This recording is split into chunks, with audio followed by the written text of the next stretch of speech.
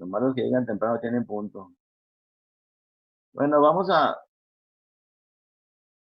a iniciar la clase, chicos. Revisando las venas del miembro inferior. Revisamos ayer las venas del miembro superior, revisamos las venas de tórax, revisamos las venas de abdomen. Recuerden que el concepto general de una vena es recoger la sangre del resto del cuerpo y transportarla hacia el centro, que es el corazón, para mandarla a los pulmones y hacer un recambio de oxígeno por dióxido de carbono y mantener nuestra función tisular de una manera adecuada. Cuando tenemos situaciones en las que no se lleva a cabo este intercambio, pues tenemos obviamente complicaciones serias, sobre todo de hipoxia, y eso va a repercutir en nuestra salud. Y este otro concepto que quiero que recuerden, que existen 2 venas por cada arteria. Y esto aplica nada más para vasos de calibre delgado. Vasos gruesos no aplica porque no puede tanto el cuerpo con tanto vaso gordo, ¿ah? Entonces, 2 venas por cada arteria en vasos pequeños. Y igual como vimos miembro inferior, el retorno va a empezar desde el pie, desde la punta de los dedos, ¿sí? E igual íbamos a tener un drenaje superficial y un drenaje profundo. Quiero que entiendan bien esas diferencias de lo que es un drenaje superficial y un profundo. Superficial es el que ustedes ven en sus brazos y piernas, esas venas que por ahí transitan, es lo superficial. Lo profundo no se ve, va por abajo entre los tejidos y son sistemas distintos.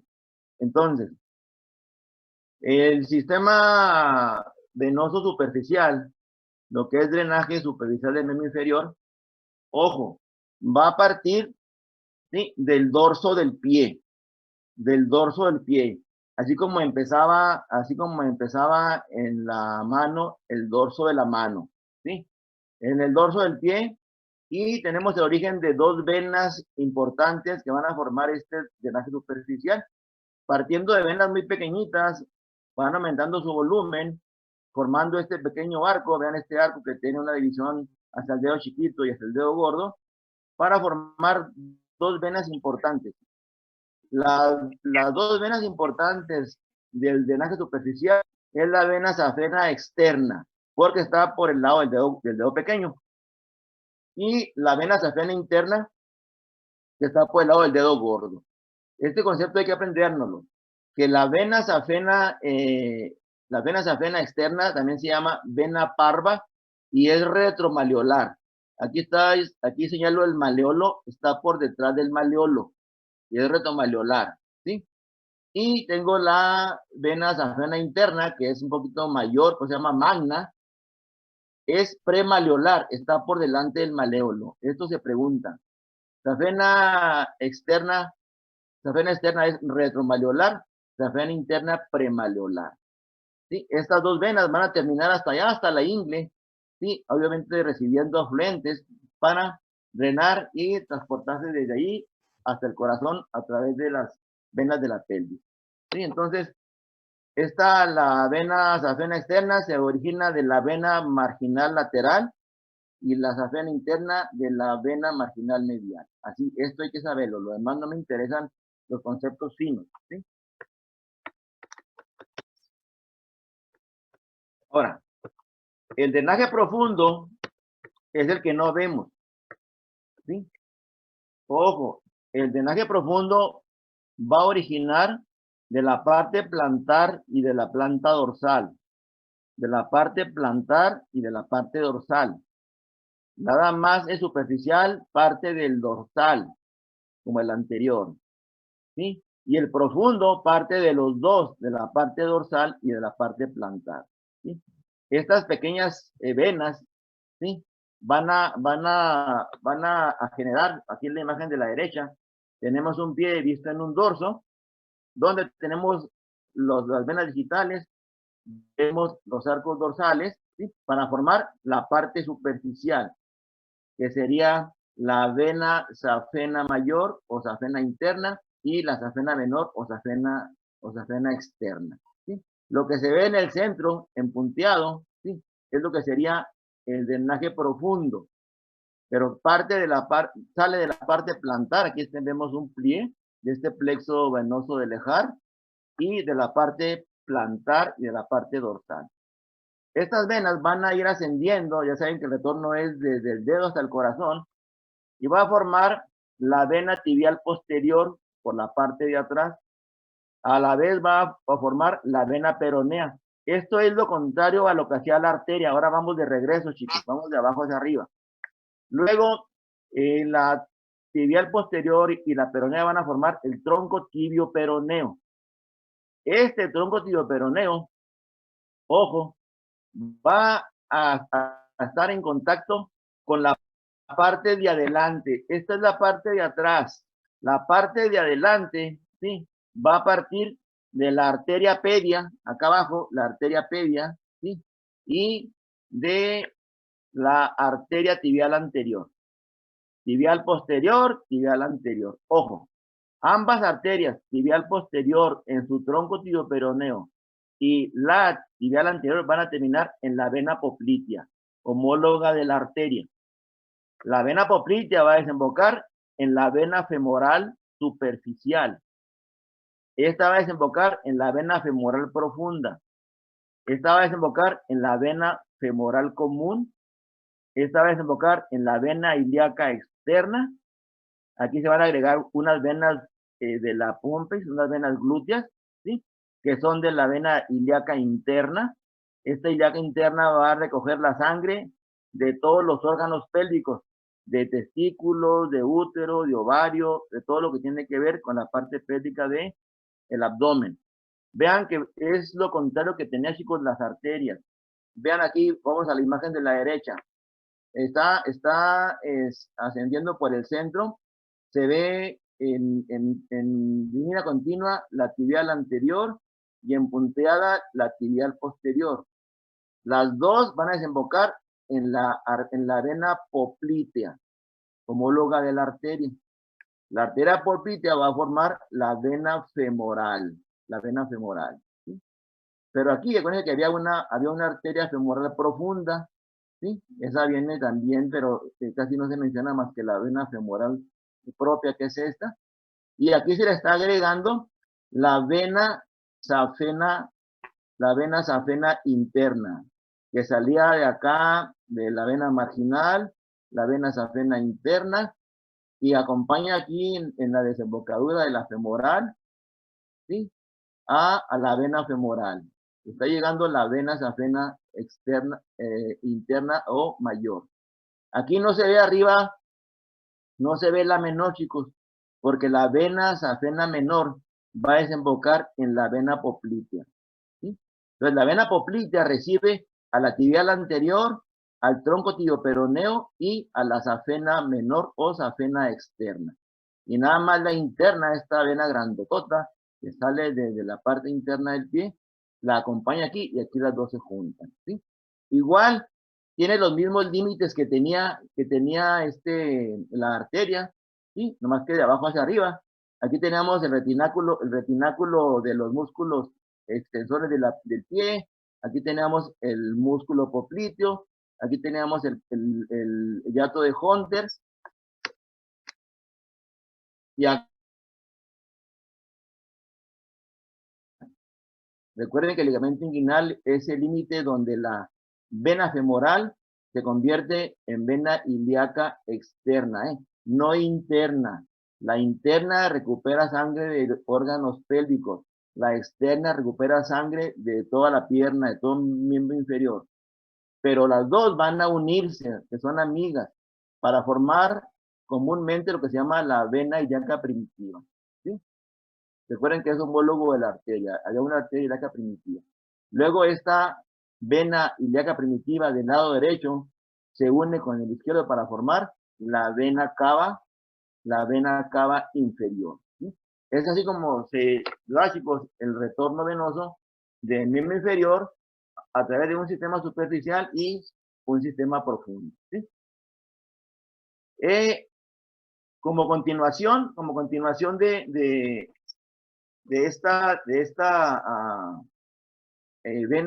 vena eh, ilíaca externa e ilíaca interna, ya que se integran aquí a la pelvis, ya esto es nuestro abdomen, aquí tenemos la vejiga, el intestino, vemos que esta vena, la ilíaca externa con la ilíaca interna, van a formar la ilíaca primitiva. Ambas ilíacas van a formar la vena cava inferior, vena cava inferior. Y esta vena cava inferior va a recibir toda la sangre que se genere aquí dentro del abdomen, toda, excepto los componentes de aparato digestivo. ¿Por qué? Por lo siguiente, chicos, porque como lo comenté ayer, esta parte del aparato digestivo, ¿sí? Ayer comentábamos que esta parte del aparato digestivo era recuperada por la vena porta. Vena porta, que recoge todo lo de aparato digestivo, ¿sí? Nada que ver con la vena cava inferior. Estos componentes de la porta, que era la vena esplénica, la vena mesentérica inferior, la vena mesentérica superior, iban a formar la vena porta para llevar todos los nutrientes al hígado para procesarlos, ¿sí? El riñón, el intestino, el testículo, el ovario, el útero, no tienen nada que ver con digestión, por lo tanto, tienen que desembocar en otra vena, ¿sí? Y la vena, obviamente, les comunico que es la vena cava inferior, es esta, ¿sí? Es una vena grande, que es homóloga de la arteria aorta, ¿sí? Aquí tenemos riñón, suprarrenal, aquí estaría el útero, la vejiga, el ovario. Entonces, todo lo que no es parte del aparato digestivo, chicos, va a desembocar en la vena cava inferior. Y acá arriba, después cuando el hígado mande su sangre, van a juntarse las dos, para que las dos, la que manda el hígado, que recibió del aparato digestivo, y la que mandó todo el resto del abdomen, se conjunten y lleguen al corazón derecho, a la vena cava superior, perdón, a la vena cava inferior, luego a la aurícula derecha, ventrículo derecho, y haga el recorrido que vimos cuando revisamos la fisiología del corazón, ¿sí?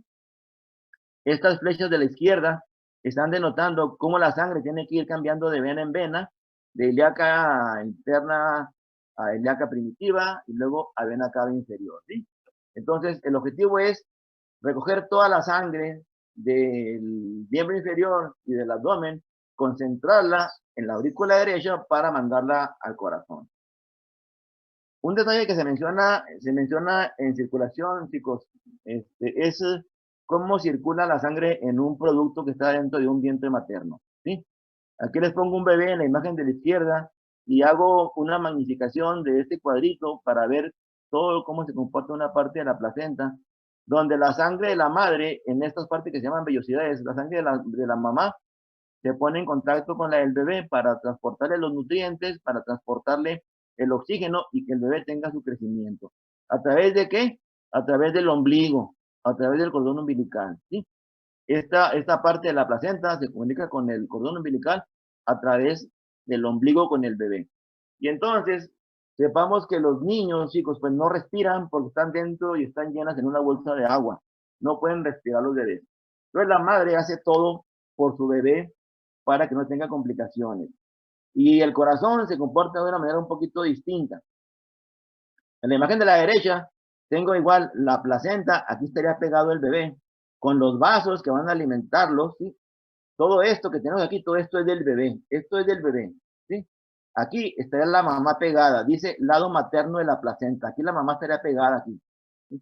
Y le pasa al bebé, a la parte fetal, los nutrientes, con una vena que se ve de color rojo y una arteria que se ve de color azul. Aquí es donde cambia el concepto de que hay algunas arterias, ¿sí? Algunas venas que llevan sangre oxigenada y unas venas que llevan sangre oxigenada y unas arterias que llevan sangre desoxigenada. Aquí la vena que se ve de color rojo, ¿sí? Se llama vena, pero lleva sangre con oxígeno para el bebé, pero está de color rojo, ¿sí? Y luego esto sería el cordón umbilical, pero vean que este vaso que se llama vena umbilical, vena, que lleva sangre oxigenada, pasa por el hígado y tiene que llegar, chicos, a el corazón del bebé. pero no va a ser el circuito que hace en el bebé, porque el bebé no tiene pulmones funcionando. Entonces, sigan la flecha. Este conducto venoso se mete en la aurícula derecha, y pasa directamente de la aurícula derecha a la aurícula izquierda. No pasa eso en el adulto, ¿sí? ¿Por qué? Porque no puede pasar de la aurícula derecha al ventrículo y luego a los pulmones porque no hay pulmones. Entonces, se la manda a la aurícula derecha y aquí hay un agujerito que se llama agujero oval. Y esa sangre, entonces, se evita el paso de los pulmones y se va directamente a la aurícula izquierda y aquí ya hace el recorrido que normalmente hace en el adulto. Pasa de la aurícula izquierda, la válvula mitral, ventrículo izquierdo, válvula aórtica, aorta, y luego aquí ya manda la sangre a todo el cuerpo. Vean ustedes que la sangre que le manda la mamá, sí, vean cómo tiene de color rojo, es muy rica en oxígeno. Pero, ¿qué pasa con la sangre que manda el resto del cuerpo? La vena cava superior, chicos, que se forma por tronco brachicefálico derecho, izquierdo, y la vena cava inferior, ¿sí? La sangre tiene un circuito distinto. Esa sí pasa de la aurícula derecha al ventrículo derecho a través de la válvula tricúspide, luego a la válvula pulmonar, a la, a la arteria pulmonar, pero no puede mandarla a los pulmones porque no se las puede recibir. Entonces, normalmente hay una conexión entre la vena pulmonar y la arteria aorta. Entonces, la sangre que debería ir al pulmón se mete a la arteria aorta y se llama conducto arterioso. Esto es para evitar que esta sangre del bebé, ¿sí?, no se estanque, sino que esté drenando. Y luego ya regresa, ¿sí? Regresaría ya a través de esta sería la arteria aorta, aorta torácica, aorta abdominal, y luego va a llegar a una rama que son las arterias umbilicales, que llevan la sangre pobre en oxígeno, pero se ve de color azul, y esta sangre pasa de nuevo a la placenta se la pasa a la mamá se la lleva a sus pulmones propios de ella, y luego de nuevo la regresa otra vez, y esto, chicos, es lo que hace una madre en el vientre de un bebé a través de estos componentes. Se preguntan los elementos que intervienen en una circulación de un feto en el vientre materno. Estos elementos, cuando el bebé nace, tienen que desaparecer porque no podemos tenerlos nosotros en la vida adulta, si no tendríamos complicaciones. Entonces, este ya es un bebé que ya nació y ya su circulación ya es como la tenemos nosotros, ¿sí? Con la aurícula derecha, la válvula tricúspide, el ventrículo derecho, la arteria pulmonar, ahora sí va a los pulmones, se oxigena, regresa por las venas pulmonares, a la aurícula izquierda, válvula mitral, ventrículo izquierdo, luego válvula aórtica, arteria aorta, y aquí ya se va a la cabeza a través del tronco brachiocefálico, la carótida primitiva, la subclavia, y abajo para el resto del cuerpo. Y aquí en el abdomen a todas nuestras vísceras. Y entonces esos elementos que en un principio estaban trabajando para darle vida a ese feto, los tenemos en la etapa adulta como remanentes, ¿sí? Por ejemplo, lo que está en rojo, lo que fueron las arterias umbilicales, se transforman en ligamentos umbilicales. Las venas transforman en ligamento redondo. Esto lo vamos a hacer cuando veamos hígado, ¿sí? Y luego el conducto venoso se forma un ligamento venoso.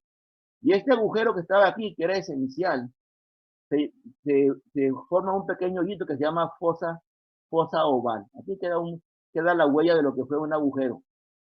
Si en un bebé que nazca este agujero no se cierra, se trastornan los circuitos y es lo que los bebés tienen cuando nacen con problemas de corazón, que estas partes no se cerraron y la sangre empieza a fugarse por zonas que no debería y tiene problemas para oxigenarlo y tiene problemas en su crecimiento.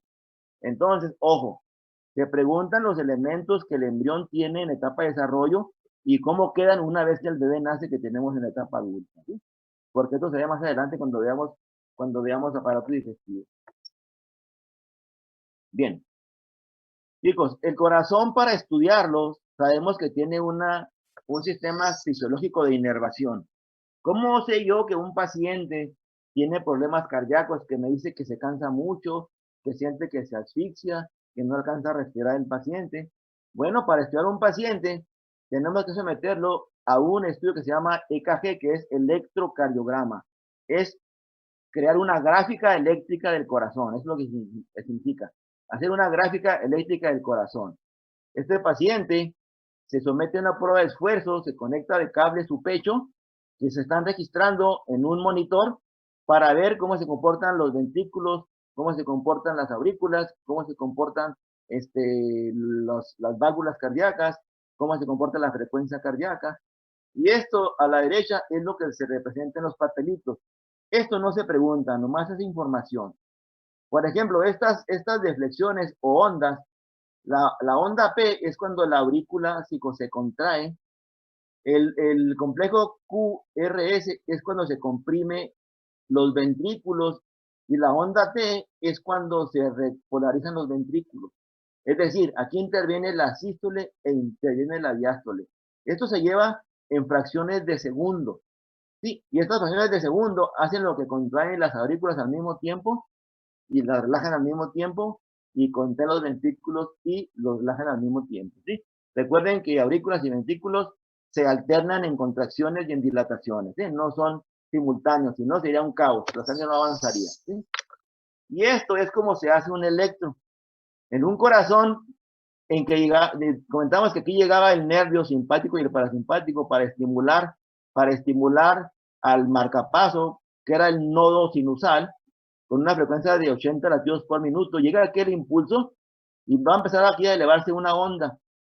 Empieza a despolarizarse esta aurícula. Empieza a contraerse para mandar sangre al ventrículo. Igual, la derecha va a mandar al ventrículo derecho y la izquierda al ventrículo izquierdo. Entonces, empieza el estímulo eléctrico y entonces en amarillo está diciendo que ya se está contrayendo. Empieza a formarse la onda P. La onda P indica una contracción de las dos aurículas. Es al mismo tiempo esta contracción, es simultánea. ¿Sí? Entonces tiene que continuar la contracción hacia los ventrículos. Le daba la estafeta el nodo sinusal al nodo auriculoventricular que estaba aquí cerca de la válvula para contraer los ventrículos. Entonces empieza a formarse la onda QRS, que es de contracción de los ventrículos. Aquí vemos el haz internodal, el haz de His derecho, el haz de His izquierdo, terminando en las fibras de Purkinje para generar una contracción de los ventrículos. ¿Sí? Entonces ya se presentó completamente la contracción ventricular y se forma la onda QRS. Pero ya se contrajo el ventrículo. Ahora tiene que dilatarse. Cuando se dilata el ventrículo, empieza a formar la onda T. Entonces, la onda P, la onda QRS y la onda T representan las contracciones, chicos, contracciones de las aurículas, contracciones de los ventrículos, ¿sí? No se ven las dilataciones porque estas ondas quedan enmascaradas, pero lo que se representa aquí básicamente son cuando se contraen. Pero también acuérdense que se abren para llenarse de sangre, pero quedan enmascaradas aquí con ondas pequeñas que no pueden visualizarse. ¿Sí? Así es como se representa, chicos, un ciclo cardíaco y aquí el médico ve si está mal la aurícula derecha, si está mal el ventrículo derecho, si la onda está mal, aquí sale si hay un infarto, si hay una arritmia, si hay un bloqueo, y entonces el paciente pues ya se someterá al tratamiento correspondiente para sacarlo adelante. ¿Sí? Esto no se pregunta, chicos, se los pongo nada más como información porque es parte de la fisiología del corazón. ¿Sí?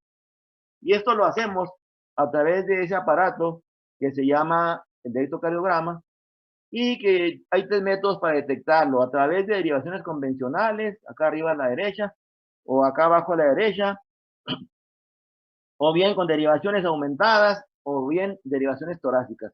El objetivo de esto es poner cables que me abarquen todo el espacio del corazón. Aquí en este triángulo queda mi corazón en el centro, igual aquí queda el corazón en el centro, y aquí lo tengo también representado por estas 6 variables.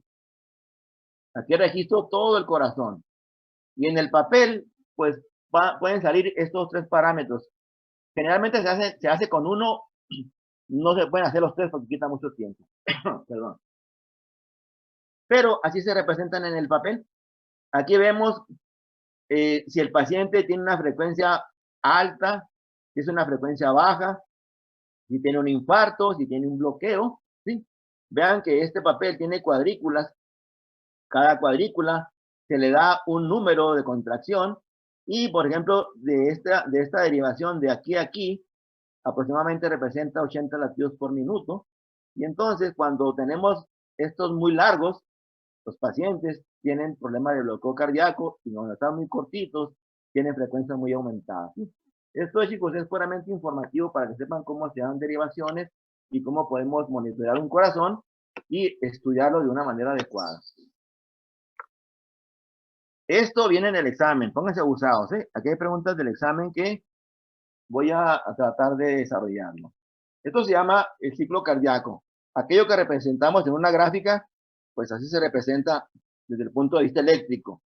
Pero desde el punto de vista fisiológico, ¿qué pasa con nuestro corazón? El ciclo cardíaco va a tener 5 fases, ¿sí? Una fase que se llama, número 1, sístole auricular. Una fase 2 que se llama contracción ventricular isovolumétrica. Una fase que se llama de eyección o de expulsión. Una fase que se llama relajación ventricular isovolumétrica. Relajación, acá es contracción. Y una parte de llenado ventricular pasivo. ¿Esto cómo se va a dar, chicos? ¿Sí? Esto va a estar representado por la sístole y por la diástole. Recuerden que la sístole es cuando se contrae aurícula o se contrae ventrículo. Diástole es cuando se relaja la aurícula o se relaja el ventrículo. ¿Sí? Y no olviden acá abajo a la derecha que el primer ruido cardíaco comentábamos que se daba por el cierre de las válvulas auriculoventriculares. Cuando se oye ese famoso loop, loop, loop, loop, ese loop es porque se cierran las válvulas auriculoventriculares, las que están entre aurículas y ventrículos. En este caso es la tricúspide y la bicúspide.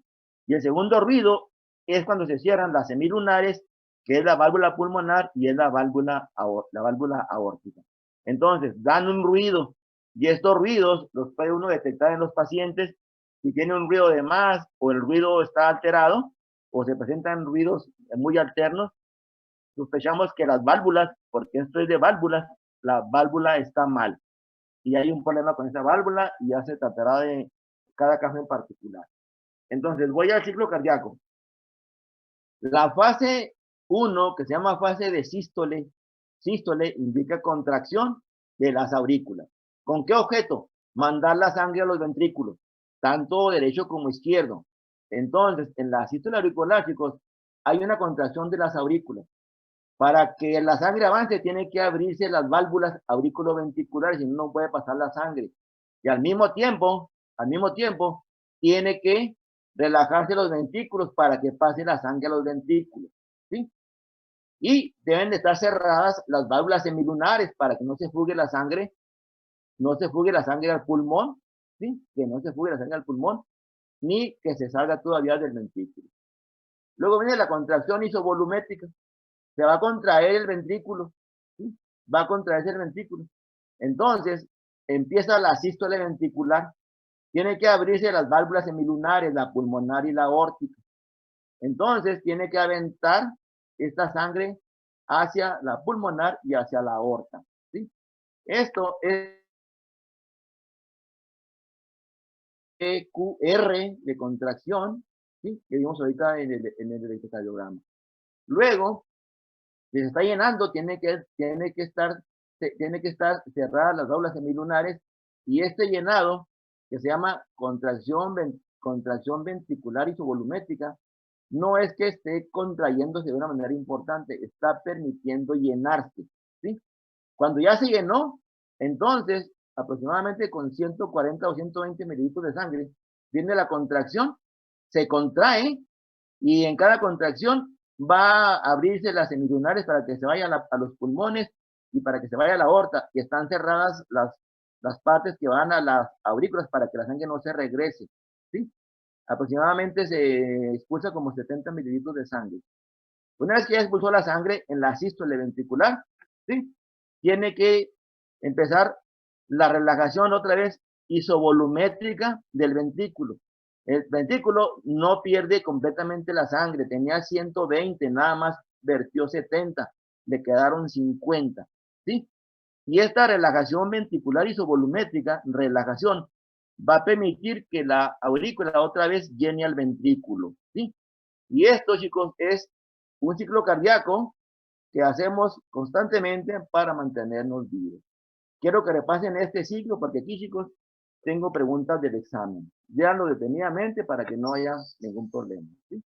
Bueno, y ya nomás, no olviden que tenemos la inervación del corazón por el sistema simpático y el parasimpático, ¿sí? Para generar la contracción por parte del simpático y relajación por parte del parasimpático, ¿sí? ¿Alguna pregunta, chicos? No. No. Bueno, si le hice alguna modificación a esta diapositiva, acuérdense ustedes que les dije que pueden actualizarla en donde obtuvieron esta plática, ¿sí? En la semana, creo que es del 7 al 13, por ahí, de la primera semana de vacaciones, ahí les voy a estar poniendo si actualizo las presentaciones, ¿sí? Mañana, porque mañana no hay hora ULSA, mañana hay clase, olvídense, no hay hora ULSA mañana, tenemos clase. ¿Oyeron todos? Mañana hay clase. Sí. Okay.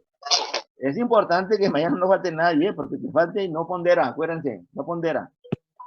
Bueno, entonces, mañana vamos a empezar, chicos, a ver sistema respiratorio. Ya está ahí, también se los puse en la información, se los puse en los apuntes, ¿sí? Entonces, nos vemos mañana. Échenle ganas, no se salgan y Dios me los cuide, ¿sí? Nos vemos. Nos vemos hasta la próxima. Gracias. Gracias. Gracias.